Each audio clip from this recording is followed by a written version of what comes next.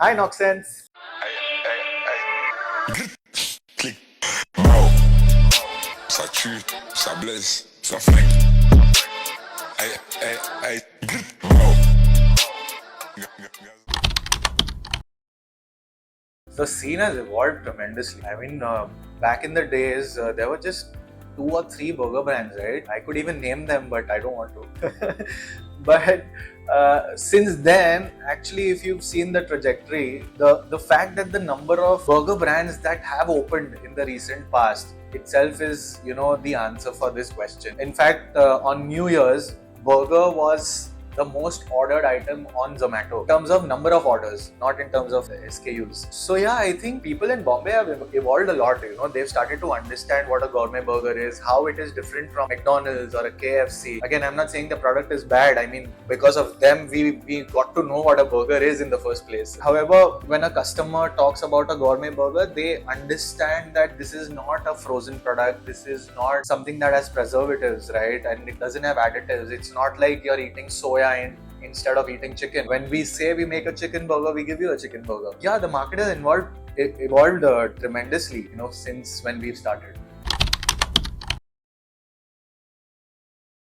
Actually, see, this is where the problem is, people think that burgers, or rather say gourmet burgers, are not healthy. Now, the burgers that we sell, if people are actually into bulking and gaining, they eat our burgers.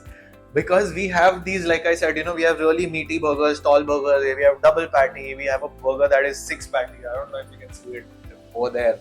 So, these are the burgers that we're talking about, right? We have, our burgers are meaty.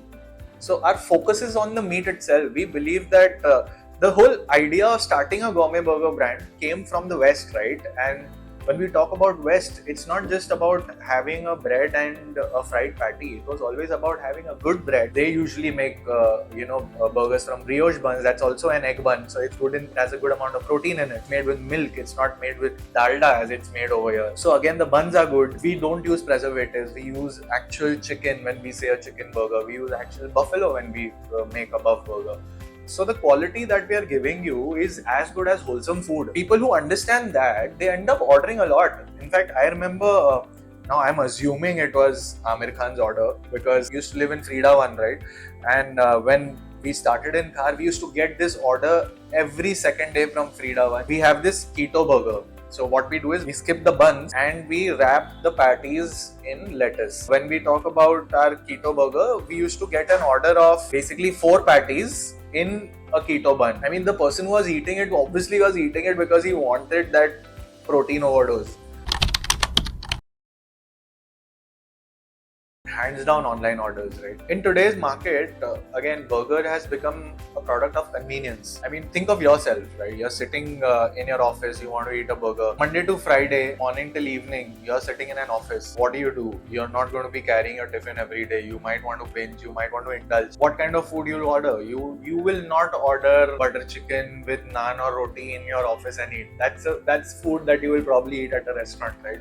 You might order a pizza, you might order a sandwich, you might order a burger. That's one of the reasons why burger is a very delivery friendly product. Having said that, I personally, if a consumer or a guest will ask me whether they should order the burger at home or eat it at an outlet, 120% I would say that please come and eat it at the outlet, because the product that we sell tastes amazing when you eat it fresh.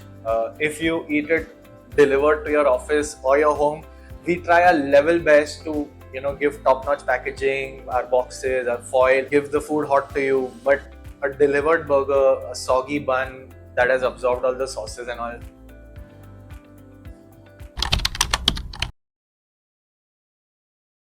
see, I think if there is no straight answer to this, right?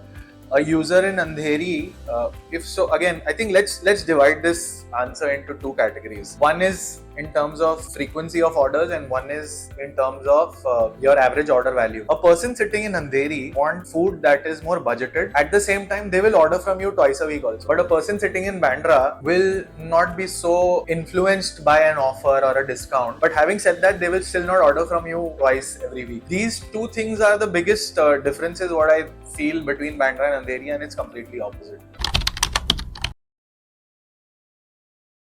So maintaining consistency is the key for any business that is scaling. So in my initial days, I used to make the food. I used to prepare the food myself on a daily basis, right from marination of the chicken and all everything. So what we've done now is we have a centralized kitchen. Again, that centralized kitchen is controlled by me. I have people who help me out over there. What we've done is we basically trained and passed on our SOPs to the people who are making it. And what we do is we centralized all our patties and our sauces from our central kitchen to all our outlets. In that way, much easier, or we reduce the margin of error that could happen at an outlet level.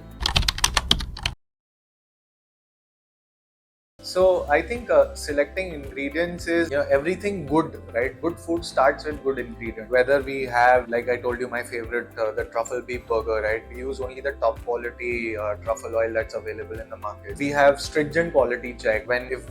If we receive, say, chicken in our outlet, it's portion to sizes, right? Everything has to be under our SOPs. When we receive red meat, the red meat has to be of a certain color, certain quality. When we receive vegetables, we pick up A grade vegetables. We do not pick up the B and C grade vegetables that usually the bulk restaurants typically purchase. Even on our onions, we will pay probably 20-30 rupees extra on the kg, but we only source good ingredients. We don't buy unnecessary bulk stuff.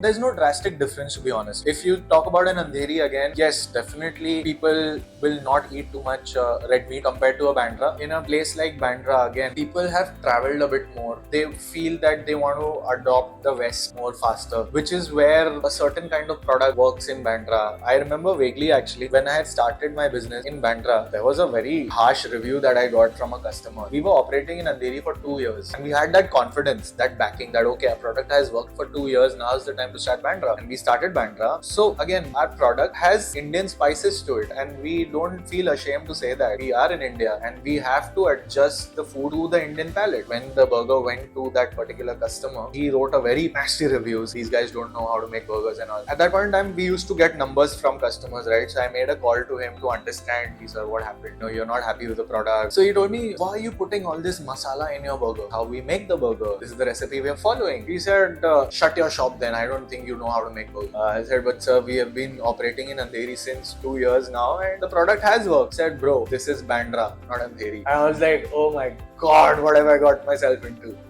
So yeah, that was one thing I very vaguely remember. There was obviously more discussion to it, but there are some things that stay in your mind, right? And then after that, we introduced, after a few years, obviously, we introduced these international range of burgers where, for a certain set of customers who don't want the masala, they just want, when they say a beef burger, they want beef and they want just salt and pepper on it. It's to cater to that kind of customer. So we have everything. Primarily it's under 30. So 18 to 30 is the Gen Z, as they say, is our target audience.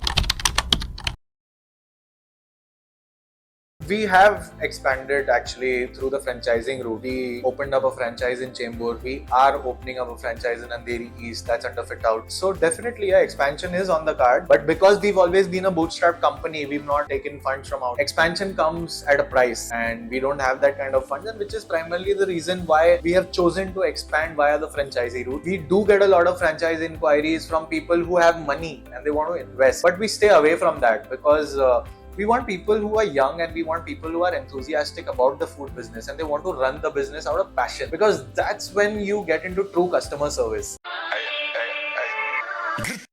Click. Bro. Ça tue, ça blesse, ça flingue. Hey, hey, hey. Bro.